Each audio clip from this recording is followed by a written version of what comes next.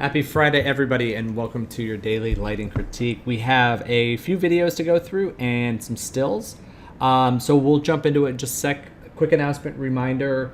I'm out for a couple weeks after today. Francesco Giraldini from DreamWorks will be coming by to provide the critiques for a little while. So make sure, he's going to post on Monday in the forum talking about his schedule and expectations and all that. But get your stuff posted. He's got an incredible eye. He's incredibly talented, and his paint overs are insane. I'll reference one of them later today, but it's all good stuff. So, okay, let's hop in first. We'll start with Aaron, and then we'll go over to Kat. So with this one, let's see. So the biggest thing that you were able to change was the bright point on the branch. You said. Yeah, so if you go to the first frame, you can see that change. Yeah. When the chameleon falls and interacts with it, I animated kind of like that exposure up and down just based on where the character was at, because when the character was hanging, for one, I'm still going to have to add like a stronger contact shadow there, because it doesn't necessarily feel like he's hanging. Yeah. But when I brightened up that branch, unless I way overexposed the chameleon, it just didn't feel right. So like every time he's on the branch, I kind of put it back to where it was yesterday, and then when he's not on it, I animate it like off. So it's brighter when he's not. So like you can see like when he falls, it goes from bright back to kind of where it was. I mean, it's believable because it's kind of, it's like you can believe that his shadow, like it's like caused from his shadow a little bit, I think. But I mean, I like it overall. Yeah, and you're right. We'll just need some ambient occlusion or something from the chameleon onto the branch there, so his hands really feel grounded in there. But I think overall, I think this is right. And I noticed that we've got more shadowing from the cricket onto the branch, and that's working really well. I mean, do you like that now? Because I don't love it, but it's there. I mean, it might be a little heavy, and also it exposes all of the cricket's issues, but those will get cleaned up. But yeah, I've got a new version coming. Yeah, So no, I think that looks a lot better. I think I just needed him grounded a little bit more, and that's all it really was. Saturation points I think are looking a lot better. I like the way that I'm seeing. Like if you watch the back of the chameleon, you can see he's kind of going. There's some light and dark patches from the leaves on him there. That works pretty well. It's a little hard edged.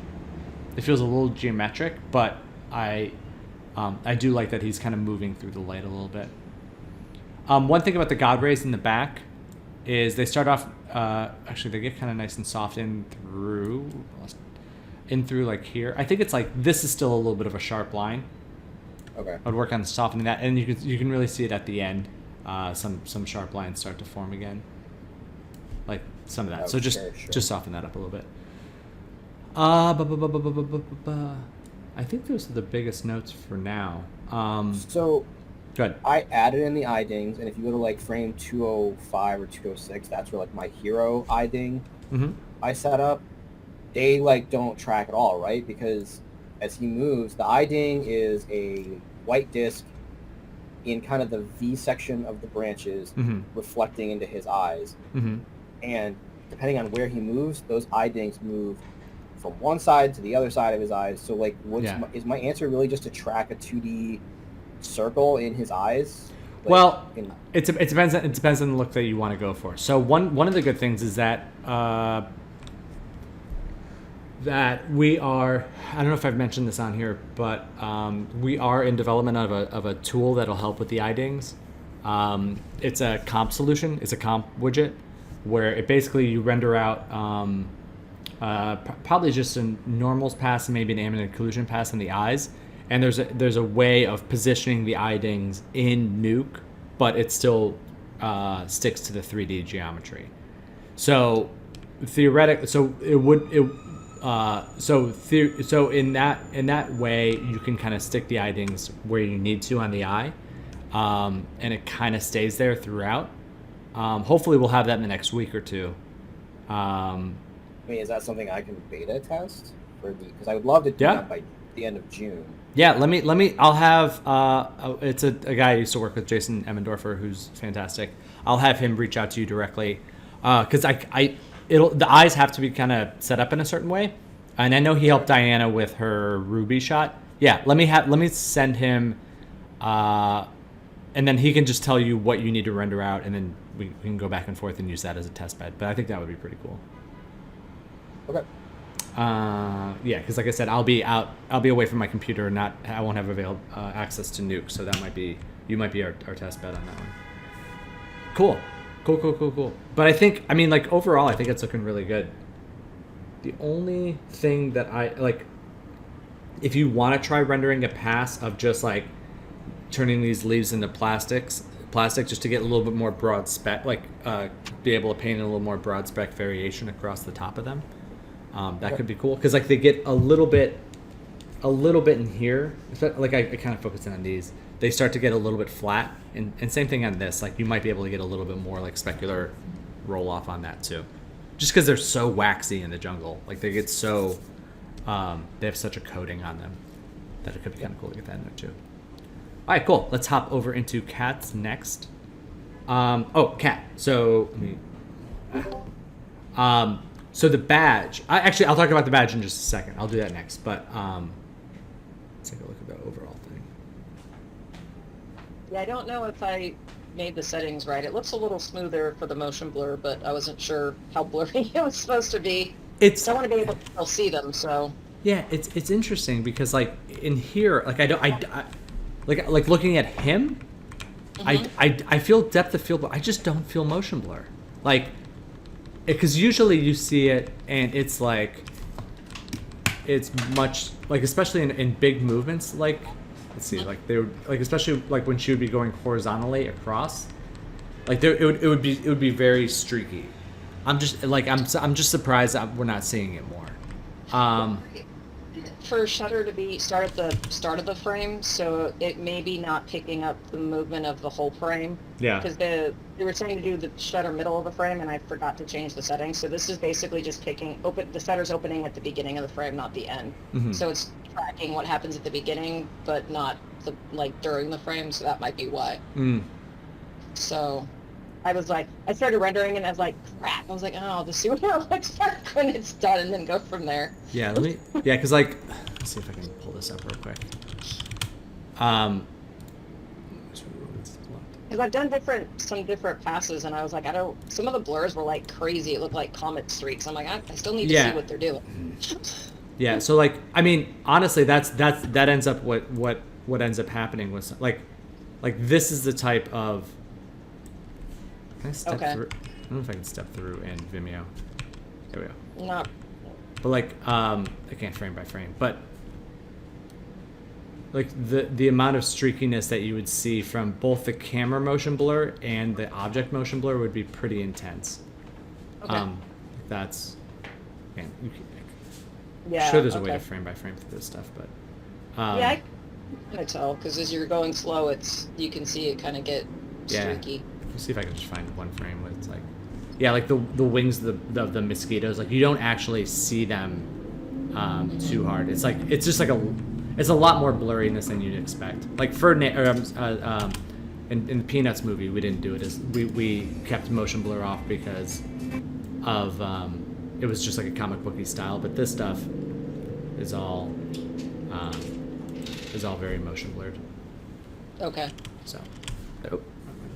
Okay. I'll re-render it with I think the settings more correct, and that should probably make a difference. Cool. All right. Let's see what else we got here.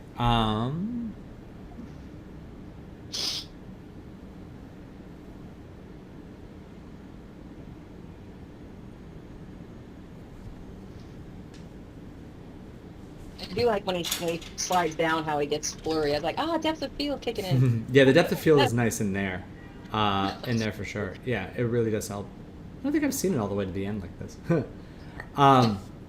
Rendered it all completely with the depth of field and everything in a while, so this is like the new version. Yeah.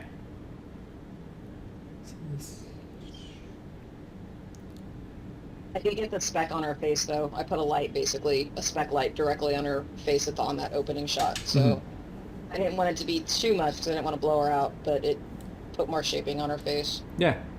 I do like this is one of the things that I'm looking at is so we've got this very bright speck on the machinery parts, which is nice, but I'm trying. There's like a little bit of disconnect because if you look like the amount of that would cause like this amount of speckiness, and then once we get up here and we see this, like this doesn't really match that. So I think we do need to push that brighter. Just kind of match that spec, like kind of read into that. And then I guess I can believe that there's a bright off-camera warm light. I think that's fine. And then let's see.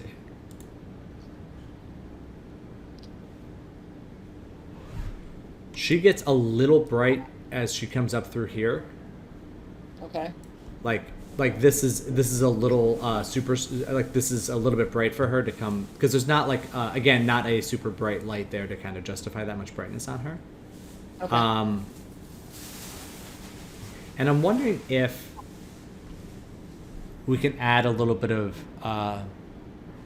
haze or like a little bit like because as this gets brighter there'll be some kind of like light wash that's happening near the top. And I'm wondering if we can do that up like if you can isolate that up near the top of the factory or the warehouse or whatever we're in. Can you put a volume tube up there? Just because as the camera goes up, that'll kind of wash out that area a little bit. Maybe add some more dynamic quality to it. I'll open it up a little bit. What do you guys think about this?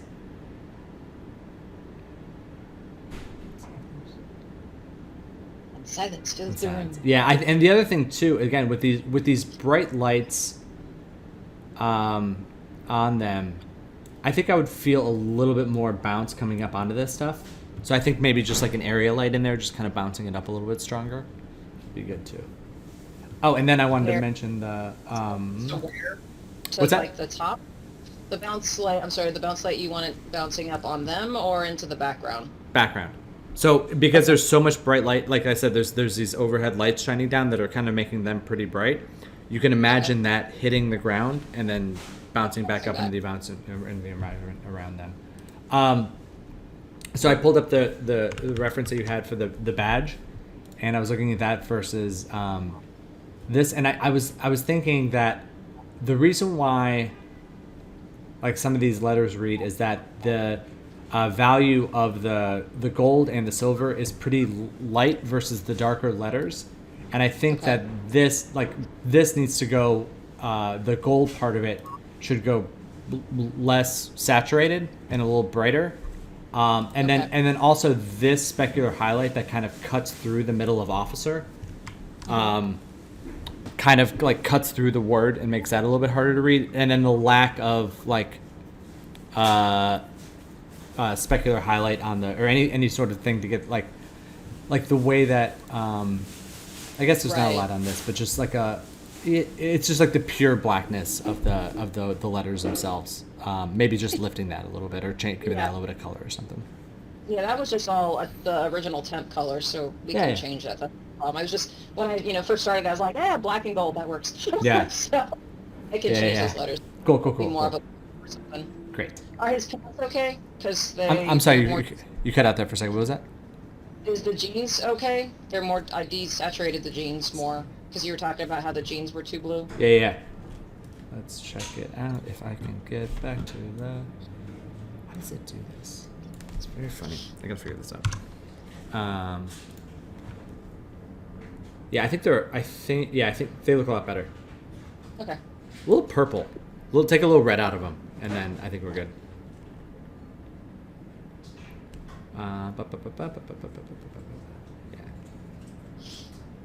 Yeah. I think that's good. Good next step. Okay. Next up we have. For some reason I couldn't get this one downloaded, so we're just gonna look at it in Vimeo. This is from Gloria. So this was rendered in Unreal, which is very cool. And Aaron, you were asking about the eye dings on yours. This is actually a pretty good example if you look at his eye dings of something a little more natural, which again, his energy and his movement isn't as frenetic as your chameleon, but like you can see where this feels a little bit more realistic with an eye ding kind of sticking in one spot. And I actually think that's working pretty well.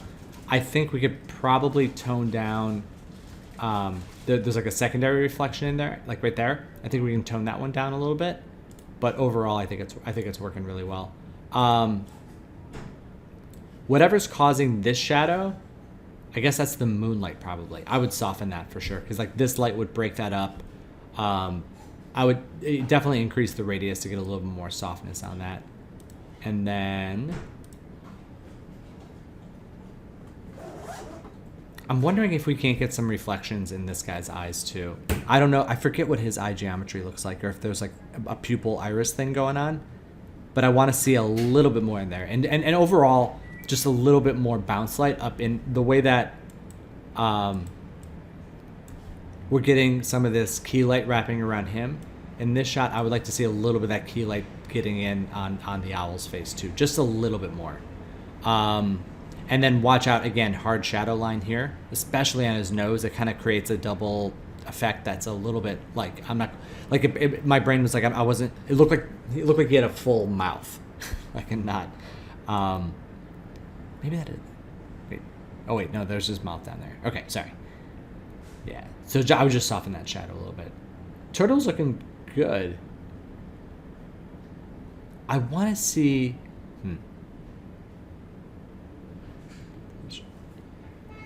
I like how he steps into the light. I think that works out really well. I'm wondering if we can't get, as he's stepping into the light, again, just like a little bit more bounce light on him too, because thinking about him stepping into the spotlight of a street light, there's light coming down, and then there would also be a little bit more light bouncing up. So again, like if there's a way to add a little disc light or an area light that he steps into. In terms of the background, I think that looks really good. I wonder if there isn't an opportunity.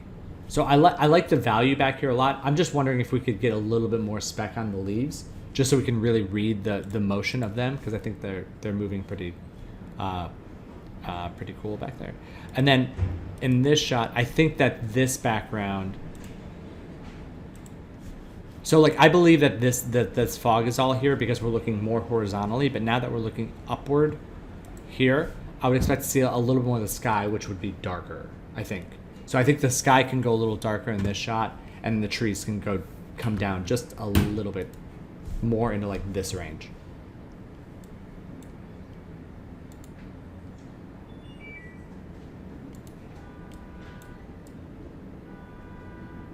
I wonder why this light over here gets brighter. It's interesting. If it stays bright in the next round. I mean, it looks good bright. I would just try and keep it that way. It just, yeah, I'm not quite sure why it's. Huh, it's interesting. Yeah. Do you guys have any thoughts? Again, I like where it's going. Oh, go ahead. I'm interested to see it progress because I know it's in Unreal, and I think a lot of people are starting to kind of like dabble in it. So yeah, and yeah, I'll be moving to Unreal pretty soon. Yeah, they a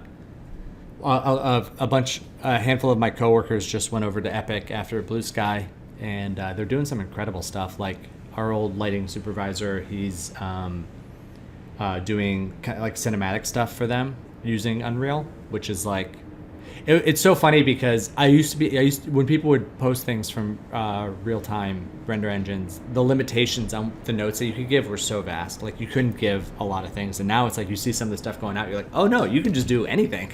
I could just give notes normally. It doesn't matter anymore. And I think it's and the Unreal Engine 5 is supposed to be a bit of a game changer too when that comes out, so that'll be cool. But yeah, this is, I mean, like for a game, for a real-time render engine, this is looking really, really good. And I don't know if you've had the opportunity to send this to the animator, but I know that they would be excited. I would know they would be excited to see it too. If you don't have their information, let me know, and I can give that to you so you can send it over. All right. we've got, Chris is here. Welcome, Chris. This is the first, is it your first critique, correct? Yeah, correct. Great. So we'll start here with you, and then we'll go on to some others. So, very cool scene. I like the super wide angliness of it. I think that's nice to kind of work in some of these foreground toys. In terms of the composition, I think there's too much space over here. I think we can shift it a little bit more. Well, there's one of two things that we can do. We can either add some stuff, like maybe a toy here and then something to the wall here. It kind of creates some more interest, but overall the attention's kind of all on the right half, and it just feels, because it feels like compositionally a little heavy on the right hand side. So I would either rotate the camera this way so that we're seeing more of them, and maybe even move it in a little bit, or just kind of fill up this left side space to kind of block our attention over there to the right. I love the color scheme. I love this like warm versus cool thing.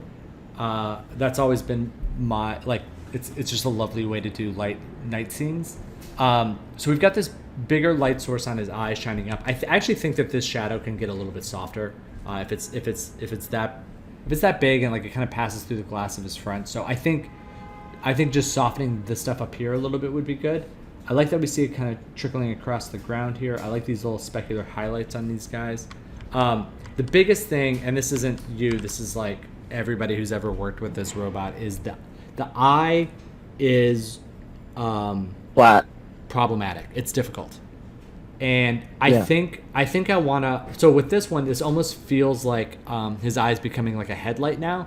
And I almost want to flip what we're doing and that making the center thing the glowy bit, and that's like the thing that's radiating light, like I said, like I imagine a really bright LED shining back at a headlight, and then kind of create a gradient coming out from there on the eye. It'll flip the read on it a little bit, like again it'll be bright leading off to dark, but I think it'll still feel eye like. Okay. Yeah. One problem I had with the eye was just it's behind glass, and I have an area light mesh on the inner eye, and then I just lose any sense of the glass at all. So the way that I would approach that would be turn the glass off for the initial render, and then get the look the way that you would want, and then render a separate pass for just the glass. Although like it's this bright, we may not even see it, but like what I would do is do a reflection pass where literally I just make the glass like even like a pure black metal reflect, like like pure crystal clear reflections of all the surroundings with their primary visibility turned off. And so it's basically just the reflections, and then I would comp those in, and I would comp that together. Okay, great. Because like I don't like a bunch of like glass on top of things in the render, because I mean it's great if you have the CPU time to render all that. It's just a lot of refracting rays that can calculate forever, and in a lot of cases you don't actually see the benefit of it. Right, it just looks like light passing through. I think, yeah, I'm wondering if we can get a little darker back here, just to kind of vignette it in a little bit. And then since this rubber ducky is so like iconically yellow, I would pull it out. Like I know it's a mixture of the blue light with the yellow surface. I would make it a little more on hero color for that object, and make it a little bit more yellow. But like I love this light coming up across these window curtains is really nice. There's a lot of good stuff going on here. Do you guys have any thoughts? Anybody else have any additions? I was looking at Jeep Wrangler models today on Turbo Squid, and in their headlamps, you know, they're covered by just like a glass piece of geometry, a flat piece, but like on the inside, that's where like all like the ribbing detail is to like capture like those different spec hits and occlusion hits. And I'm wondering, I don't know how familiar you are with the modeling tools, but if you could put, they have a basic geometric like donut. If you could put that in the eye and like do like 3 versions of that, like radiating out. I'm wondering if that would like give you a bit more detail on the inside. Got it. Yeah, it's Something. headlights are so I didn't weird. touch this model, Like, so I don't know. like if this is the car back here, like if this is the headlight, and let's say like this is the car back here, the outside of the headlight is super smooth, and then the inside has like all these like crazy patterns on it that kind of break up the light, and then often it's like an opaque thing with an LED attached to it. Man, this is a really terrible drawing. But it kind of like like it shines back in here and actually reflects the light out from there. Headlights are fascinating. They're so weird, but I just drew all of your pretty image. Well, yeah, I can model those and experiment with that. It never even crossed my mind. Yeah, and like I said, it's Cool. it's the real. I thought things like. I thought there was going to be other challenges in this set in this challenge, but one of the biggest ones is the robot's eye. So, all right, let's we got Kat. Let's jump over to Rick, and then we'll go back through there. So with this one, Rick, I think so. You changed the camera angle. That's cool. I think it might be a little. It depends on what you're going for. It feels a little too shifted, and which is fine. I'm all for like photography and images with weird camera angles. Just know that that creates an unbalanced vibe in the viewer as well. So this is like this. You wouldn't use an image like this if you were like trying to get people to join a membership at this indoor swimming pool. This would be something like, oh no, something bad has happened in this pool. I wanted to go back to this is Francesco's paint over, and like I don't think you necessarily need to go this dark in some of the interior stuff, but a couple of things that he was demonstrating here I think are really good, which is that on an indoor swimming pool you can actually see through the water and see some of the shadows being cast from the objects on top of it, and there's like, you know, like this ring coming down here. There's like a big gap. Both in the position and like the distance they are away, which demonstrates the depth of the water.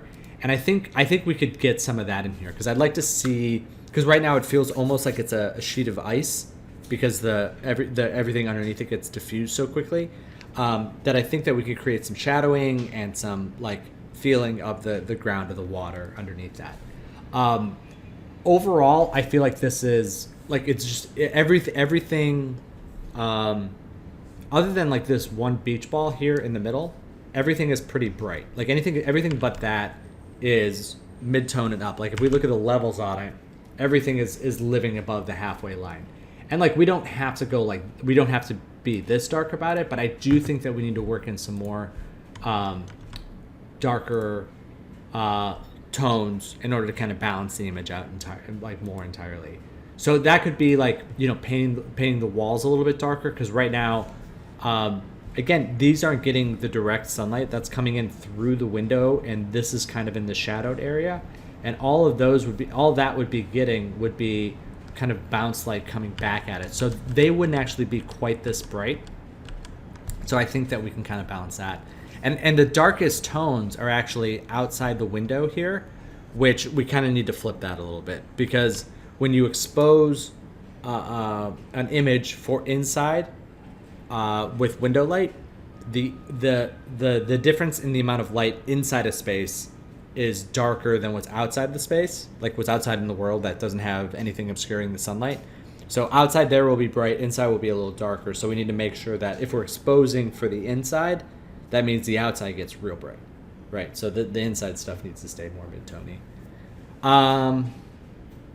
Yeah, I think that's the biggest thing to work on. We can work on some more detail stuff from there, but like the water, and then overall just getting some more darker values in there, and really kind of focusing that light through the windows a little bit more. And the next time you post this, actually, well, I'll be gone for a bit, but I just kind of want to see, you know, just email it to me, mike@academyofanimatedart.com, and I can take a look at it, because I just want to see the key light coming in through the window. So if you could just like render out a pass of just the key light, because I'm wondering if all of this illumination is coming from the key light or from some secondary light. Oh, excuse me. Ooh. Okay. And next up, we'll have Holly, and then we'll go through Antonio's. Holly, coming along well. Eyes are looking a lot better. I still think that she's got some red-pink qualities in her skin overall. I like that we've eliminated the blues, and I think it's like nice and warm on her. So it might actually just be some more.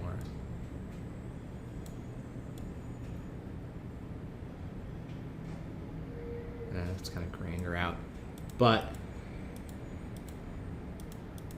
it's not the best. Values bring these a little darker, but like I think there might be too many pinks in her skin. Actually, there might be too many pinks kind of overall, but I think that by pulling some of those down a little bit, I think that helps out quite a bit. I'm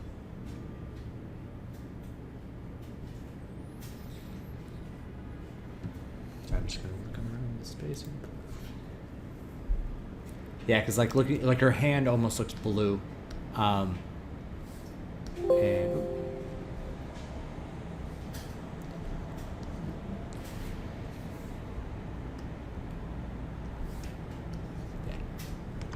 I want to make sure that we're maintaining some life in there too. So just getting those to balance in a little bit, but I do like her key to fill ratio now. That feels very natural to me.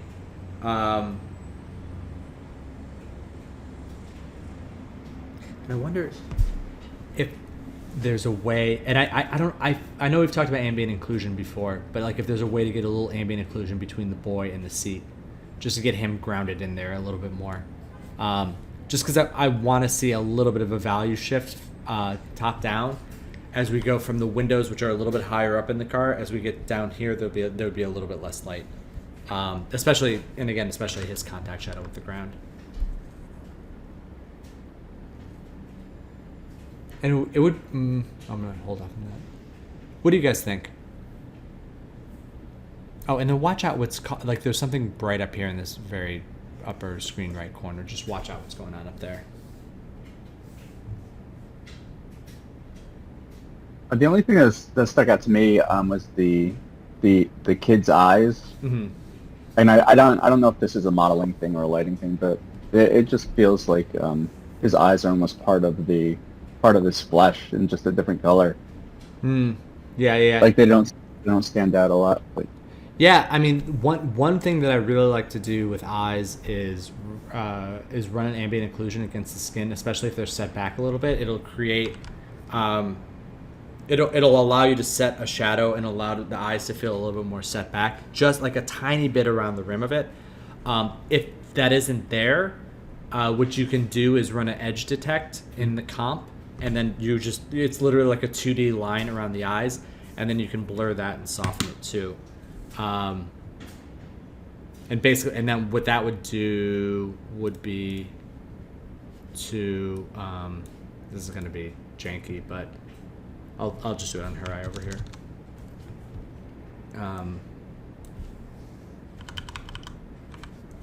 But it would kind of create, like you'd just be able to like grab like this kind of like small dark edge, and then what you would want to do is then you'd blur it in the comp by a few degrees. Oh, nope, really needed to do that on its own layer. Sorry. Do it again. Something like that, and then again, this is not going to be the best way to do this, but then you'll want to blur that by like a handful of pixels. And then you can kind of dial it in. And what this does is it really starts to set the eye back into the eye a little bit more. And so you can get a little bit more of that feeling of actual shadowing. And generally I know I just made it black, but I would try and keep that warmer because you think there's all like the skin and what's under the skin is very red. And so it would just more, like there'd just be more warmth in there than just like pure blackness like that. Right. Let's see. Holly, Kat, Rick, Chris, Antonio. Let's see. Got 1, 2, 3, 4.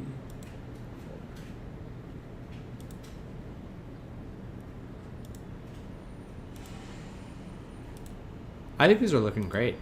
I would just maybe like to see a little bit more speck in the fill side of the face. Just a little, it just flattens out a little bit in some of those areas. But overall, I think it's looking really good. Wonder. I don't know. It's hard to tell from the stills, but these pews also have like a varnish on them that would give a reflective quality. So just making sure that we can see a little bit of like his reflection in these would be cool. Do you guys have any thoughts? I really just want to see this played out in full animation. I think it looks great.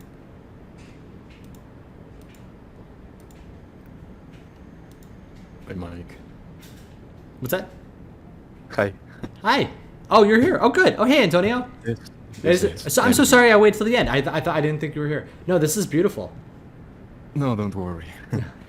I was wondering, how do you see the new color of the lips? Oh, yeah. That's perfect. I meant to say that.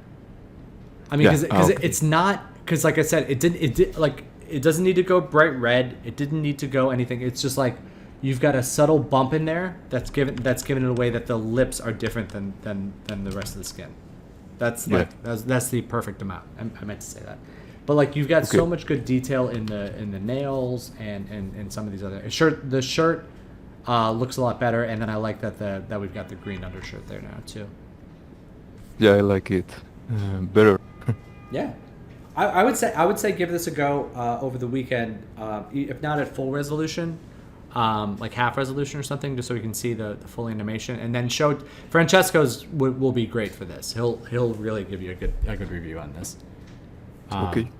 Because he's really masterful in these types of character shots. Got it. Cool. All right, great. Well, have a great weekend, everybody. Do you guys have any questions before we go? All right. I will see you all in a couple weeks. Like I said, I will be occasionally checking email. So it won't be a quick response, but feel free to reach out to me at all in the next couple weeks, and I will hopefully see you all very soon. All right, guys, be good. Talk soon. Thanks, Mike. All right, thank Bye. you. Thanks. All right, bye.